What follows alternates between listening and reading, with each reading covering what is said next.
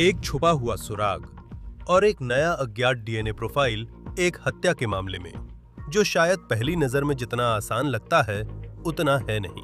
नई रिकॉर्ड से पता चला है कि एक अज्ञात व्यक्ति का डीएनए फ्लोरिडा की किशोरी की हत्या के मामले में कार्निवल क्रूज शिप पर मिला था। उसका नाम अन्ना केपनर, और उस नए डीएनए प्रोफाइल ने उसके सौतेले भाई संदिग्ध हत्यारे टिमोथी हडसन के खिलाफ सबूतों को लेकर कुछ नए सवाल खड़े कर दिए हैं, और कुछ रोंगटे खड़े कर देने वाला बर्ताव भी है। जांचकर्ता पहली बार टिमोथी हडसन 16 वर्षीय के बारे में बता रहे हैं कि उनके अनुसार उसने उस रात क्या किया जब उस पर अपनी सौतेली बहन की हत्या करने का आरोप है। हम लॉ एंड क्राइम के केस पर हैं। मैं क्रिस स्टीवर्ट हूं।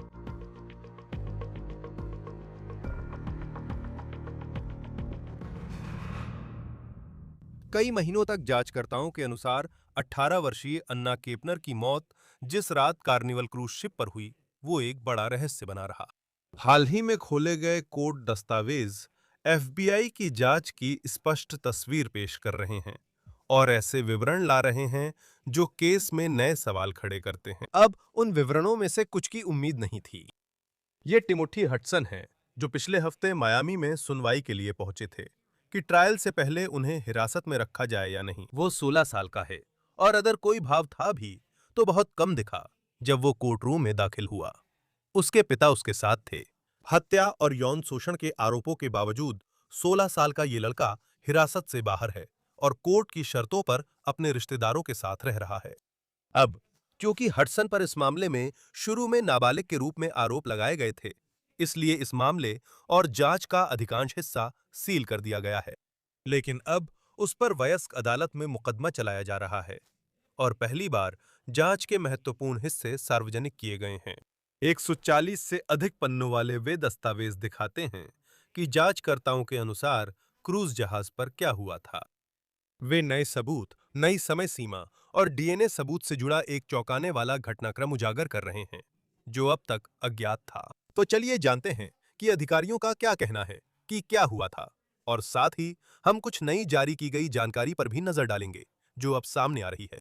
इस कहानी को समझने के लिए आपको पिछले साल 2 नवंबर पर, जहां से ये कहानी शुरू होती है, जाना होगा। तभी अन्ना केपनर और उनका परिवार मायामी में कार्निवल क्रूज शिप पर सवार हुए, जो छुट्टी मनाने का अच्छा मौका था।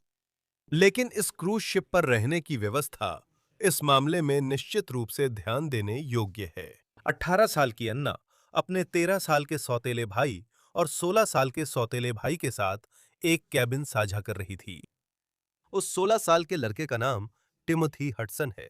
अब हॉल के उस पार अन्ना के पिता क्रिस्टोफर केपनर थे, और उनके साथ उनकी पत्नी थीं, जिनका नाम शांतल था, जो टिमोथी हडसन की जैविक मां थीं, और वह अन्ना की 2 सौतेली बहनें भी थीं। वे नाबालिग हैं, जो माता-पिता के साथ कमरे में रह रही थीं।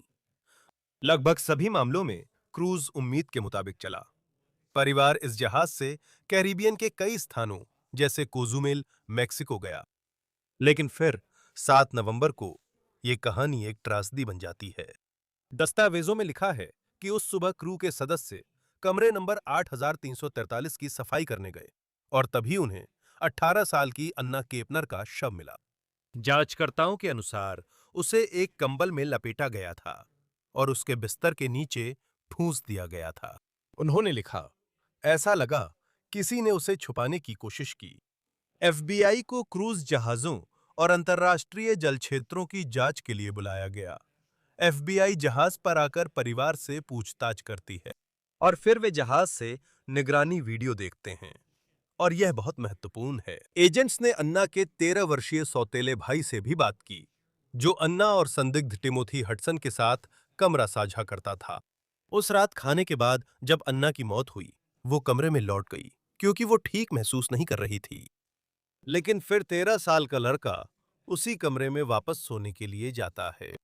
वो बताता है कि जब उसने स्टेट रूम का दरवाजा खोला तो टी, जिसे अब टिमोथी हडसन कहा जाता है, ने हाथ बाहर निकालकर प्रवेश द्वार रोक दिया और नाबालिग गवाह को अंदर नहीं जाने दिया।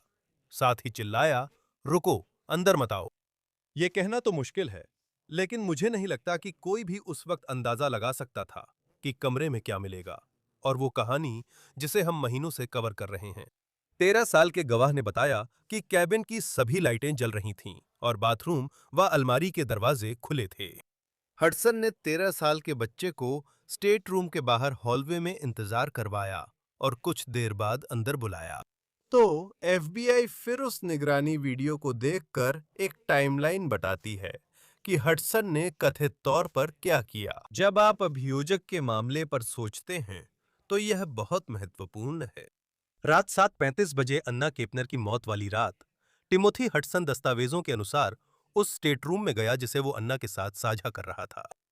फिर 3 मिनट बाद रात 7:38 बजे अन्ना केपनर को स्टेट रूम में जाते देखा जाता है और यही आखिरी बार है जब अधिकारियों के अनुसार उन्हें जिंदा देखा गया था। फिर 7:51 बजे अन्ना के 13 साल के सौतेले भाई ने कमरे में घुसने की कोशिश की और वो जल्दी ही बाहर चला गया। फिर रात 10:13 बजे टिमोथी हडसन अकेले कैबिन से बाहर निकलते हैं।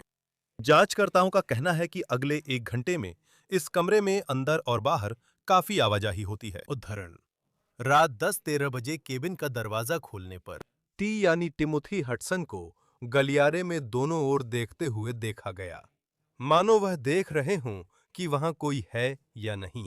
और फिर वो केबिन 8343 से बाहर निकलते हैं और यही एकमात्र समय है जब हडसन केबिन का दरवाजा खोलकर ऐसा करते हैं। दस्तावेजों के अनुसार हडसन 10:10-12 और 10:10-49 के बीच 2 बार केबिन में आते जाते हैं। 10:53 पर वे दरवाजे पर प्राइवेसी साइन लगा देते हैं। इसके बाद वो रात 11 बजे के तुरंत बाद फिर केबिन लौटते हैं और फिर थोड़ी ही देर बाद 11:21 पर नाबालिग सौतेला भाई केबिन में जाता है और उसने एफबीआई को बताया कि उसने अपनी बहन को केबिन के अंदर नहीं देखा। इसके बाद वह 11:23 पर वहां से चला जाता है। हडसन कथित तौर पर 11:44 पर केबिन में जाता है और बाहर आता है और फिर आधी रात के ठीक बाद 12:09 पर भी। फिर आप 13 साल के बच्चे को कैबिन में जाने की कोशिश करते देखते हैं और तभी टिमोथी हडसन कथित तौर पर उसे अंदर ना आने के लिए कहते हैं और उसे हॉलवे में इंतजार करने के लिए मजबूर करते हैं। फिर वो कमरे में जाता है और ऐसा कहा जाता है कि 13 साल का बच्चा उस स्टेट रूम में सो जाता है, बिना ये जाने कि उसकी सौतेली बहन की लाश बिस्तर के नीचे होगी। हडसन ने कथित तौर पर परिवार के सदस्यों से कहा है कि उसे उस रात क्या हुआ था जब अन्ना की मौत हुई याद नहीं है, लेकिन जब आप सुनते हैं कि अन्ना की मौत वाली रात उसकी गतिविधियां क्या थीं, तो आपको उसकी दलील की मजबूती पर सोचना पड़ता है। साथ ही जब आप सुनेंगे कि उसने अन्ना के मोबाइल के साथ क्या किया, जिसके बारे में हम अभी बात करेंगे, ये भी बचाव पक्ष के लिए बेहद नुकसानदायक साबित हो सकता है। अगली सुबह अन्ना की कथित हत्या के बाद उसका शव मिला और दस्तावेजों से पता चलता है कि सुबह 11:27 बजे टिमोथी हडसन को उस स्टेट रूम के पास चलते हुए देखा गया जहां क्रू के लोग हलचल में थे और ये जानने की कोशिश कर रहे थे कि इस युवती की मौत कैसे हुई। अगर यह सच है तो टिमोथी हडसन का कथित कृत्य वाकई चौंकाने वाला है। दस्तावेजों के मुताबिक उद्धरण है, वह अंदर क्या हो रहा है देखने की कोशिश नहीं करता, जबकि कई लोग खुले दरवाजे वाले कैबिन में हैं। वह सीधे देखता है और चला जाता है। आपको सोचना पड़ेगा कि अगर उस कमरे में जहां आप अपने परिवार के सदस्यों के साथ ठहरे हुए थे, बहुत ज्यादा हंगामा हो रहा हो, तो आप कम से कम एक बार तो जरूर देखते। क्या आपको पता है उस युवती के साथ क्या हुआ, जिसके साथ आप कमरा साझा कर रहे थे? दोस्तों, एक बिजनेस चलाना वैसे ही काफी मुश्किल है, तो फिर सब कुछ मैनुअली करने या ऐसे दर्जनों ऐप्स पर निर्भर रहने से क्यों और मुश्किल बनाना, जो आपस में कनेक्ट नहीं होते। यहीं पर हमारे स्पॉन्सर ओडू आपकी मदद के लिए आते हैं। ये एक all in one business management platform है, जिसमें इंटीग्रेटेड एप्स आपकी सेल्स, अकाउंटिंग, मैन्युफैक्चरिंग और शिपिंग जैसे ऑपरेशंस को जोड़ते हैं। ओडू अपने आप प्रोफेशनल और आकर्षक सेल्स ऑर्डर, इनवॉइस और वेंडर बिल्स जनरेट कर सकता है और ये अपने आप सेल्स टीम्स असाइन कर सकता है, हर सेल्स स्टेज पर ईमेल अपडेट भेज सकता है और यहां तक कि एआई का इस्तेमाल करके ऐसे रिपोर्ट्स भी निकाल सकता है जो आपके डिसीजन मेकिंग में मदद करें। मैन्युफैक्चरिंग में उनकी एप्स इन्वेंट्री को रियल टाइम प्रोडक्शन और परचेज अपडेट से सिंक करती हैं, जिससे स्टॉक खत्म नहीं होता। अकाउंटिंग भी पूरी तरह ऑटोमेटेड है। ओडू इनवॉइस बना सकता है, खर्च ट्रैक कर सकता है और एआई से डेटा समरी बना सकता है, जिससे काफी समय बचता है। सबसे अच्छी बात है कि आप अपनी एप्स चुन सकते हैं और कस्टम वर्कफ्लो बना सकते हैं, जिससे सब कुछ आपकी बिजनेस जरूरतों के हिसाब से होता है। आज ही ओडू एक्सपर्ट से मुफ्त में सलाह लेकर अपने बिजनेस को अगले स्तर पर ले जाएं। od.com/odu.com/otc पर। अन्ना ने अपनी जिंदगी का बड़ा हिस्सा टिकटॉक जैसे सोशल मीडिया पर डॉक्यूमेंट किया। ज्यादातर टीनेजर्स की तरह उनका फोन भी हमेशा साथ रहता था। लेकिन जब उनकी बॉडी मिली तो अधिकारियों ने बताया कि उनका मोबाइल फोन नहीं था। एफबीआई के अनुसार उनका फोन जहाज के लॉस्ट एंड फाउंड में मिला। एक क्रू मेंबर ने बताया कि उसने फोन को कचरे के डिब्बे में टूटा और कुचला पाया। अब जांचकर्ताओं के अनुसार कुछ और जानकारी मिली है। निगरानी वीडियो में कथित तौर पर टिमोथी हडसन को केपनर की हत्या के अगले दिन सुबह 9:26 बजे केबिन से बाहर निकलते और सुबह 9:48 बजे लौटते देखा गया। इसके बाद वे सुबह 9:50 बजे केबिन छोड़ते हैं। अधिकारियों के अनुसार उनके हाथ में कुछ था। फिर अधिकारी सीसीटीवी फुटेज में उसकी गतिविधि पर नजर रखते हैं। वे देखते हैं कि सुबह 9:52 बजे टिमोथी हडसन वही कूड़ेदान में हाथ डालते हैं जहां बाद में अन्ना केपनर का फोन मिलता है।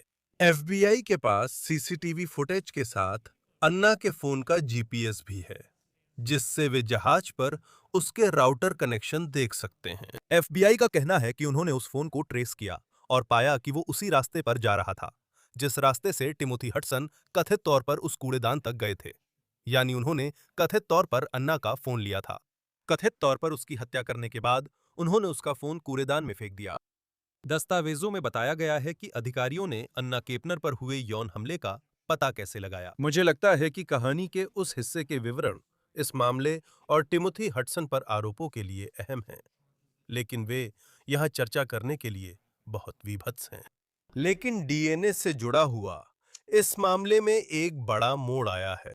साथ ही इससे पहले कि मैं इस हिस्से में जाऊं, मैं आपको बताना चाहता हूं कि हमारी सभी अन्ना केपनर से जुड़ी दस्तावेज जो अनसील किए गए हैं, आप उन्हें हमारे law and crime plus app पर देख सकते हैं अगर आप खुद उन्हें देखना चाहें।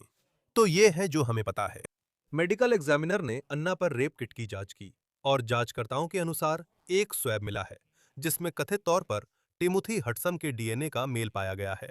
लेकिन यही है असली मोड़। अधिकारियों ने माइनर विटनेस 2 के डीएनए का मेल मिलने की पुष्टि की है, जो एक लड़का है और राज्य के बाहर रहता है। उनका कहना है कि उस लड़के ने क्रूज पर अन्ना से संबंध बनाए। अब यह स्पष्ट नहीं है कि उस व्यक्ति की परिस्थितियां क्या थीं और क्या इससे घटना पर संदेह हो सकता है। अब वीडियो में केवल सीसीटीवी फुटेज दिखती है जिसमें हडसन, जो 13 साल का सौतेला भाई है, और केपनर उस कमरे में जाते हुए नजर आते हैं। और फिर आपका वो सौतेला भाई है जो डीएनए योगदान में शामिल नहीं है। मेडिकल एग्जामिनर के अनुसार टिमोथी हडसन ने अन्ना की मौत से पहले उसका यौन शोषण किया था। अब टिमोथी हडसन पर जो आरोप लगे हैं वे भयानक हैं, और भले ही उस पर इतने बड़े आरोप लगे हैं, फिर भी वह जेल में नहीं है। ये वीडियो है जिसमें वो पिछले हफ्ते कोर्ट जा रहा है। उसके पिता उसके साथ हैं। अभियोजकों ने कहा है कि उन्हें लगता है कि वो समाज के लिए खतरा है। मेरा मतलब है, हमने अभी बताया कि उस पर क्या आरोप लगे हैं। ये डरावना है, लेकिन उसे प्री ट्रायल डिटेंशन में नहीं रखा गया। बचाव पक्ष के अनुसार उसकी वर्तमान स्थितियां पर्याप्त हैं। जब उस पर नाबालिग के रूप में आरोप लगे थे, तब उसके लिए यह शर्त रखी गई थी कि वो अपने चाचा के साथ रहेगा, और उनका कहना है कि उसने पूरे समय इन शर्तों का पूरी तरह पालन किया है। अब पिछले हफ्ते जिस डिटेंशन सुनवाई को हम फॉलो कर रहे थे, उसमें जज ने एक दिलचस्प फैसला सुनाया। जज ने कहा कि हडसन अभी के लिए अपने परिवार के साथ रह सकता है, लेकिन साथ ही उन्होंने यूएस मार्शल्स को यह देखने के लिए कहा है कि हडसन के लिए कोई ऐसा संभावित स्थान मिले जो उसके परिवार के गल्फ कोस्ट के पास हो। फिर से टिमोथी हडसन सिर्फ 16 साल का है, और जज ने कहा, अगर वह बड़ा होता तो यह सवाल ही नहीं उठता कि टिमोथी हडसन को ट्रायल से पहले हिरासत में रखा जाए या नहीं। हमारे साथ एक बार फिर इस मामले पर बात करने के लिए फ्लोरिडा से पाम बीच काउंटी के पूर्व राज्य अटर्नी डेव एरनबर्ग जुड़े हैं। यहां आने के लिए धन्यवाद। आपने पढ़ा होगा, यह 145 पन्नों का है, लेकिन इनमें से लगभग 20 पन्ने ऐसे हैं जो वास्तव में एक खास कहानी बताते हैं जिसे एफबीआई ने इस मामले की जांच में तैयार किया है। आपको इसमें क्या खास लगा? अगर आप अभियोजक हैं तो इसका टिमोथी हडसन के लिए क्या अर्थ है? क्रिश, मुझे सबसे ज्यादा जो बात दिखी वो दोषी होने का बोध था। और यहाँ आपके पास आरोपी है जिसे कैमरे में कैद किया गया है जब वो कमरे से बाहर निकलते समय दोनों तरफ देख रहा है। और फिर वो बहुत कोशिश करता है कि उसका भाई कमरे में ना आ पाए। उसने कहा बाहर रुको, क्योंकि शायद वो कपड़े बदल रहा था। और भाई को ये अजीब लगा क्योंकि सारी लाइटें जल रही थीं, पर्दे खुले हुए थे और ये साफ था कि आखिरी बार पीड़ित के साथ कौन देखा गया था। लेकिन जहां तक उसके दोषी होने के संकेतों की बात है, तो आपके पास उसका कैमरे पर जहाज के चारों ओर घूमना है। उसके पास वो मोबाइल फोन है जो एना केपनर का था, और वो उसे छुपाने की जगह ढूंढ रहा है। और फिर कुछ देर के लिए वो उस जगह पर है जहां फोन छुपाया गया था, और फोन को वहां रख रहा है। ऐसा कौन करता है जब तक कि आप ही ने अन्ना केपनर की हत्या न की हो? आप जानते हैं, भाग 2 में, जैसे अगली सुबह, मेरा ख्याल है कि ये लगभग 9:30 बजे के आसपास है। तो ये उस समय के बाद है जब क्रू मेंबर्स एफबीआई के अनुसार उसकी लाश पाते हैं। और फिर आप सोचिए कि वह कितनी हलचल मची होगी। और वे कहते हैं कि टिमोथी हडसन कमरे के पास से गुजरते हैं और वे सच में अंदर नहीं देखते। आप जानते हैं, मेरा मतलब यह है कि यह वही कमरा है जिसमें वो ठहरा हुआ था और वे बस वहां से गुजरते हैं और जैसे आप जानते हैं, वे बस सीधे आगे देखते हुए वहां से निकल जाते हैं। बॉडी लैंग्वेज काफी हद तक व्यक्तिगत नजरिए पर निर्भर करती है। आप जानते हैं, इसका मतलब बहुत सारी अलग-अलग चीजें हो सकता है। ये इस पर निर्भर करता है कि आप किस नजरिए से देख रहे हैं। जैसे, आमतौर पर अदालत इस तरह की जानकारी को कैसे देखती है? जैसे, कितनी संभावना है कि इनमें से कोई भी चीज ट्रायल में शामिल हो जाए? जहां आप जानते हैं, कोई जूरी मेंबर इसे देखकर कह सकता है, ठीक है, शायद वह किसी वजह से दूसरी दिशा में देख रहा है, या शायद वह करे के बाहर देख रहा है क्योंकि वहां कुछ और हो रहा था। जब बात इतनी ज्यादा व्यक्तिपरक हो जाती है, तो कितनी संभावना है कि ये चीजें उन बातों में शामिल हो जाएं जो अभियोजक कहना चाहते हैं। सवाल है कि क्या ये प्रासंगिक सबूत है? अगर हाँ, तो स्वीकार होगा और जूरी उसे पहेली में जोड़ेगी। ये पहेली के टुकड़े हैं। आप जानते हैं एना केपनर को आखिरी बार किसने देखा था? आपके पास सारे फोरेंसिक सबूत भी हैं। आपके पास उसके मर्डर और यौन उत्पीड़न के सबूत हैं। लेकिन अपराध बोध की बात हो, तो आप उसे वीडियो में घूमते और फोन फेंकने के लिए डिब्बा ढूंढते देखते हैं। वो वही है जहां उसका फोन मिला था, और उसी ने फोन रखा था। आप उस कैमरे में दोनों तरफ देखकर जाते हुए देखते हैं ताकि कोई उसे न देख ले। वो घंटों अन्ना के साथ कमरे में अकेला था। अन्ना फिर कभी नहीं दिखती। मेरा मतलब है, यहाँ कई सबूत हैं। मुझे लगता है बचाव पक्ष के लिए ये कहना मुश्किल होगा कि ये कोई और हो सकता है, सिवाय इस तथ्य के कि वहां किसी और का डीएनए सबूत मिला था जिसने जाहिर तौर पर क्रूज पर अन्ना के साथ संबंध बनाए थे। साथ ही यह अभियोजन के लिए भी फायदेमंद है, क्योंकि यह मकसद दिखाता है कोई अचानक ऐसा क्यों करेगा। यहाँ एक ऐसा व्यक्ति है जिसे अपनी सौतेली बहन के प्रति लंबे समय से गहरी आकर्षण थी, और फिर जब उसे पता चला कि वो क्रूज पर किसी और लड़के के साथ थी, तो वो गुस्से में आ गया। और यही वजह थी कि उसने उसका यौन शोषण किया, और फिर उसे इतनी जोर से गला दबाया कि उसके कान के पर्दे फट गए। ये बहुत डरावना है। मैं आपसे टिमोथी हडसन के प्री ट्रायल अरेंजमेंट्स के बारे में पूछूंगा, क्योंकि वह सिर्फ 16 साल का है। मैं समझता हूं, पर उस पर लगा आरोप बहुत घिनौना है। कम से कम कहें तो ये वाकई ऐसा ही है। स्टेट रूम में कैमरा नहीं है। हम कई लोगों को आते जाते देखते हैं और मेडिकल एग्जामिनर की रिपोर्ट से आरोपों की जानकारी है।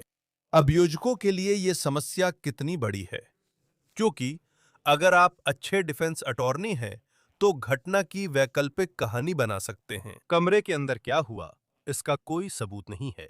जाहिर है, अन्ना केपनर ने अपनी जान गंवाई, लेकिन जो कुछ हुआ उससे पहले क्या हुआ? क्या वहां कोई बहस हुई? क्या सब कुछ आपसी सहमति से था? इसका कोई वीडियो सबूत नहीं है जो यह साबित करे कि ऐसा नहीं हुआ। खैर, आप मान सकते हैं कि चूंकि आरोपी का डीएनए अन्ना में पाया गया है, तो दलील यही होगी कि यौन शोषण आपसी सहमति से हुआ था। मुझे नहीं पता हत्या पर वे क्या कहेंगे, लेकिन यौन शोषण पर वे कहेंगे कि ये आपसी सहमति से था। लेकिन सबूत ये दिखाते हैं कि उसकी अंडरवेयर उसके अंदर गुठी हुई अवस्था में पाई गई थी, और ये एक आक्रामक अनैच्छिक यौन शोषण के अनुरूप है। साथ ही उसकी मौत गला दबाने से हुई थी। मेरा मतलब है, ये इतना तीव्र और इतना क्रूर था कि उसके कान के पर्दे फट गए और उसकी गर्दन पर गंभीर निशान और कान पर भी चोट के निशान थे। ये सिर्फ आपसी सहमति से किया गया सेक्स नहीं था, कोई ऐसा नहीं कह सकता। साथ ही एना के पूर्व बॉयफ्रेंड की गवाही भी है, जिसने बताया कि आरोपी एना के प्रति जुनूनी था और अजीब व्यवहार करता था। वो ये जानती थी। जब ये सब हो रहा था, परिवार ने अनदेखा कर दिया। हाँ, आपने सुना होगा कि कमरे कैसे थे और माता-पिता सामने वाले कमरे में थे। लेकिन अन्ना और उसके सौतेले भाई के बीच अजीब सा रिश्ता भी था। ऐसा लगता था कि दोनों के बीच रिश्ता अच्छा था। कम से कम दादा-दादी ने तो यही कहा था। जो लोग उन्हें जानते थे, उनके लिए ये कोई बड़ा राज नहीं था कि वहां कुछ चल रहा था। ऐसा लगता है कि पहली बार महत्वपूर्ण गवाह की पहचान हुई है कि वह 13 साल का सौतेला भाई था, जो अन्ना केपनर और टिमोथी हडसन के साथ उसी कमरे में था। उस रात वह अंदर बाहर हो रहा था। लगता है उसे कुछ देर के लिए कमरे से बाहर रहने को कहा गया था। एफबीआई का आरोप है कि वह वास्तव में उसी कमरे में सोया था जहां अन्ना का शव बिस्तर के नीचे था, जो कि वाकई डरावना है। कोर्ट में ये कहानी कैसे पेश होगी और उसमें उसकी भूमिका क्या होगी? वो गवाह होगा, क्योंकि उसे ही आरोपी ने बहुत अजीब तरीके से कमरे में ना जाने के लिए कहा था। वो भी वहीं ठहरा हुआ था। और जब भाई ने कमरे में जाने की कोशिश की, तो आरोपी ने कोई बहाना बनाया कि वो कपड़े बदल रहा है, और फिर दरवाजा रोक लिया। और फिर 13 साल के बच्चे को ये अजीब लगा, क्योंकि सारी लाइटें जल रही थीं, दरवाजे खुले थे, और उसे बस याद आया कि ये कितना असामान्य था। अब बचाव पक्ष उस पर आरोप लगाने की कोशिश करेगा, पर वो आखिरी व्यक्ति नहीं था जो अन्ना के साथ देखा गया था। वो अपने काम छिपाने की कोशिश नहीं कर रहा था, और अन्ना में उसका डीएनए नहीं मिला। तो वो तो बस एक बेकार कोशिश होगी। मुझे लगता है कि इससे उनकी जूरी के सामने विश्वसनीयता कम हो जाएगी। मुझे लगता है कि बेहतर कोशिश ये होगी कि इसे जहाज पर मौजूद उस अजनबी व्यक्ति पर डालने की कोशिश की जाए जिसके साथ अन्ना के यौन संबंध थे। लेकिन मुझे लगता है कि ये कोशिश बेकार हो सकती है, क्योंकि उसके खिलाफ अन्ना के साथ सहमति से यौन संबंध के अलावा कोई हिंसक सबूत नहीं है। तो मेरा मतलब है, वे दीवार पर कुछ भी फेंकने की कोशिश करेंगे ताकि देख सकें कि क्या टिकता है, लेकिन आरोपी के खिलाफ सबूत इतने मजबूत हैं। इस समय डिफेंस अटॉर्नी के तौर पर आप क्या करेंगे? आप यह भी कह सकते हैं कि यह सहमति से हुआ। आप जानते हैं कई अलग-अलग डिफेंस दिए जा सकते हैं, लेकिन जब आप इसकी तुलना करते हैं, कम से कम इस समय, मुझे लगता है जब आप इसकी तुलना करते हैं कि एफबीआई क्या आरोप लगा रही है, ऐसा नहीं लगता कि यह काम करेगा। ये बस एक आखिरी कोशिश जैसी ही लगेगी। ऐसा लगता है इस समय एक डिफेंस अटॉर्नी अपने इस युवा क्लाइंट के लिए क्या कर सकता है, जिसे एक बहुत ही मुश्किल केस का सामना करना है, जो काफी मजबूत और पक्का लगता है। कम से कम जो दस्तावेजों में आरोप लगाए गए हैं, उनके अनुसार। सही है ना? मैं लंबे समय तक अभियोजक था, हाल ही में डिफेंस वकील बना हूं, क्योंकि ये बातें समझाना वाकई मुश्किल है। लेकिन वे कोशिश कर सकते हैं कि अभियोजन पक्ष को अपने सबूतों का बोझ उठाने दें और बस इतना कहें। हालांकि यौन संपर्क के सबूत हो सकते हैं, लेकिन डीएनए सबूत ये साबित नहीं करता कि यौन गतिविधि कब हुई थी या ये सहमति से थी या नहीं। ये साबित नहीं करता कि यह मृत्यु के कारण से संबंधित था या किसने मृत्यु का कारण बना। वे ये कहने की कोशिश कर सकते हैं कि यह जहाज पर मौजूद दूसरा आदमी था जिसने ऐसा किया, या 13 साल का भाई था। वे सभी एक ही कैबिन में थे, है ना? और उसे 13 साल के बच्चे तक पहुंच थी। वे कह सकते हैं कि क्रू स्टाफ को भी कैबिन तक पहुंच थी, और वे देख सकते हैं कि सरकार की टाइमलाइन सचमुच बाकी सब की संभावना को खारिज करती है या नहीं। आपको शक से परे मामला साबित करना होता है। अगर एक जूरी सदस्य असहमत हो तो हंग जूरी कहलाती है।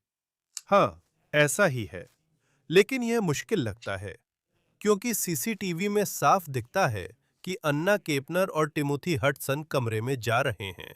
आपके पास 13 साल का बच्चा है और लगता है एफबीआई उसकी कहानी पर यकीन कर रही है। सिर्फ 13 साल की उम्र बहुत कम होती है। जब प्री ट्रायल की बात आती है, तो पिछले हफ्ते हमने देखा कि टिमोथी हडसन कोर्ट में जाते हैं और फिर घर लौटने में सक्षम होते हैं। आप क्या सोचते हैं? सिर्फ इसलिए कि मैं मानता हूं कि वो 16 साल का है, लेकिन हत्या बहुत क्रूर थी, तो जज ने उसे चाचा के साथ रहने की इजाजत क्यों दी? आप इसे कैसे देखते हैं? अब जानते हैं, मुझे लगता है यहाँ थोड़ी सी जड़ता है, क्योंकि वो पूरे इस प्रोसेस के दौरान प्री ट्रायल रिहाई पर था और उसने कोई उल्लंघन नहीं किया। तो मुझे लगता है इससे जज के लिए ये कहना आसान हो गया कि ठीक है, हम इसी रास्ते पर आगे बढ़ेंगे। साथ ही वो असल में फरार होने का खतरा भी नहीं है। मेरा मतलब है वो नाबालिग है, उसके पास प्राइवेट जेट नहीं है। ये डिडी जैसा नहीं है जो किसी को कॉल कर सब करा सकता है। आप जानते हैं, कोई जेट उसे लेने के लिए भेज सके। उसका कोई असली आपराधिक रिकॉर्ड नहीं है और इसलिए वो समुदाय के लिए कोई असली खतरा नहीं है। और इसलिए मैं समझ सकता हूं कि भले ही ये एक बहुत गंभीर अपराध है, लेकिन वे उसे मुकदमे से पहले जेल या हिरासत में नहीं डालेंगे। दूसरी महत्वपूर्ण बात उसकी उम्र है। मुझे लगता है कि ये सभी बातें असर डालती हैं। फिर भी वो जेल जा सकता है क्योंकि उस पर जघन्य हत्या और यौन हमला का आरोप है। आमतौर पर वयस्कों पर ऐसे आरोप लगने पर उन्हें मुकदमे से पहले हिरासत में लिया जाता है, लेकिन वो नाबालिग है, बाहर रहा है और किसी शर्त का उल्लंघन नहीं किया है। क्योंकि उसके पास भागने का साधन नहीं है, मुझे लगता है कि वह अपनी वर्तमान स्थिति में ही रहेगा, या शायद वे उसे सख्ती से घर में नजरबंद कर दें। लेकिन मैं देख सकता हूं कि ऐसा हो सकता है, उसके साथ वैसा व्यवहार नहीं किया जाएगा जैसा किसी वयस्क के साथ किया जाता है। हाँ, और मुझे ये दिलचस्प लगा, जज ने साफ साफ कहा कि अगर वो बड़ा होता तो ये सवाल ही नहीं उठता कि उसे ट्रायल से पहले हिरासत में रखा जाए या नहीं। मुझे नहीं लगता आप नजरअंदाज कर सकते हैं कि वो सिर्फ 16 साल का है। इस कहानी का एक और हिस्सा जिस पर बात हुई वो था कि क्या इससे जुड़ा कोई मिसाल या केस लॉ है। बिल्कुल, ये पहली बार नहीं है जब किसी क्रूज शिप पर कुछ बुरा हुआ हो, लेकिन क्या ऐसा कुछ है? मेरा मतलब है, ये मामला कितना अनोखा है। थोड़ा पीछे हटकर सोचें, हमने इस पर काफी बात की है। मेरा मतलब है, क्या आपको कोई ऐसा मामला याद आता है जो इस मामले से मेल खाता हो, जैसा हम इसमें देख रहे हैं? दिलचस्प है। हाँ, मुझे नहीं पता, लेकिन हर चीज में हमेशा फ्लोरिडा का कोई ना कोई कनेक्शन होता ही है। ऐसा ही लगता है। हाँ हाँ। सही है, फ्लोरिडा से संबंध है। इसे असामान्य बनाता है कि क्रूज शिप पर हिंसा नहीं दिखती, बस लोग गिरते हैं। आपने देखा है। संघीय अभियोजक आमतौर पर नाबालिग मामलों में शामिल नहीं होते। इनमें ज्यादातर राज्य अभियोजक कार्रवाई करते हैं, जैसा मेरी पुरानी नौकरी थी। क्योंकि ये अंतर्राष्ट्रीय जल क्षेत्र में हुआ, इसलिए इसका अधिकार क्षेत्र संघीय अधिकारियों के पास है, जो एक नाबालिग से निपट रहे हैं, जो दुर्लभ है। इसी वजह से इसने इतना ध्यान खींचा, क्योंकि इसके तथ्य अलग और कई तरह से असामान्य हैं। यहाँ न्याय की उम्मीद है। मुझे लगता है कि हम इसमें इसलिए भी दिलचस्पी रखते हैं क्योंकि इसमें ऐसे परिवार के सदस्य हैं जिन्हें कुछ पता नहीं था, जिन्होंने इसे होने दिया और जिन्हें पहले से चेतावनी संकेत मिले थे। और फिर भी जब वे बाहर पार्टी कर रहे होते हैं और हकीकत को नजरअंदाज कर रहे होते हैं, तो उन सबको एक ही कमरे में इकट्ठा कर देते हैं। और मुझे लगता है कि ये बात बहुत से लोगों को परेशान करती है, जैसा कि होना भी चाहिए। हाँ, क्योंकि अक्सर आप इन मामलों में इसका सिविल पक्ष, जैसे गलत तरीके से हुई मौत का मामला देखते हैं। लेकिन इस मामले में, क्योंकि आप जानते हैं, अन्ना केपनर के पिता क्रूज पर थे और उनकी सौतेली माँ भी क्रूज पर थीं। जैसे जब आपके पास एक पीड़ित होती है और आप कुछ परिवार के सदस्यों को देखते हैं और आप ये तर्क दे सकते हैं कि उन्होंने अन्ना को उस व्यक्ति के साथ एक कमरे में रखा जिस पर कथित तौर पर उसकी हत्या करने का आरोप है। जैसे मेरा मतलब है, नागरिक पक्ष पर कौन संभावित रूप से गलत मृत्यु का मुकदमा दायर कर सकता है? क्या ऐसी किसी दुनिया में यह संभव है जहां दुर्भाग्यवश आपके पास पीड़ित है, उसके परिवार के सदस्य ही वे लोग होंगे जिन पर मुकदमा किया जाएगा? हाँ, देखिए, अन्ना के, मेरा मतलब है उसके जैविक माता पिता हैं और फिर उसके सौतेले माता पिता भी हैं। तो आपके पास ये दोनों हैं, है ना? तो आपके पास जैविक पिता है, मुझे लगता है, जो सही है। जैविक पिता सिविल मुकदमा कर सकते हैं क्योंकि ये उनकी बेटी है और उन्होंने अपनी बेटी को माँ और सौतेले पिता की देखभाल में सौंपा था और आखिरकार उसकी मौत हो गई। हाँ, वो मुकदमा दायर कर सकते हैं और शायद कार्निवल क्रूज लाइंस के खिलाफ भी कोशिश कर सकते हैं। ऐसा करना मुश्किल है, लेकिन यही वो बुरी पब्लिसिटी है जो क्रूज लाइन नहीं चाहती। सुरक्षा के लिहाज से और भी किया जा सकता था। अब ऐसा लगता है कि जहाज पर लगे सुरक्षा कैमरों ने इस मामले को सुलझाने में मदद की और सुरक्षा ने जब संभव था तब कार्रवाई की, लेकिन शायद क्रूज लाइन और भी कुछ कर सकती थी। यही एक सिविल मुकदमे का विषय है। हाँ, देखेंगे। उस कहानी के उस मोड़ तक पहुंचना अभी बाकी है। आगे क्या होता है, देखेंगे। टिमोथी हडसन अभी हिरासत से बाहर हैं। देखना होगा कि उन्हें मुकदमे से पहले हिरासत में लिया जाता है या नहीं। ये बहुत दुखद मामला है। कुछ नए विवरण भी सामने आ रहे हैं। डेव एरनबर्ग पाम बीच काउंटी के पूर्व राज्य अटॉर्नी फ्लोरिडा मामलों को समझाने के लिए धन्यवाद। हम आभारी हैं। धन्यवाद क्रिश। ये था ऑन द केस, जिसे लॉ एंड क्राइम ने प्रस्तुत किया। YouTube और Spotify पर हमें सब्सक्राइब करें और अब हम पीकॉक पर भी स्ट्रीम हो रहे हैं। मैं क्रिस स्टीवर्ट हूं, फिर मिलेंगे।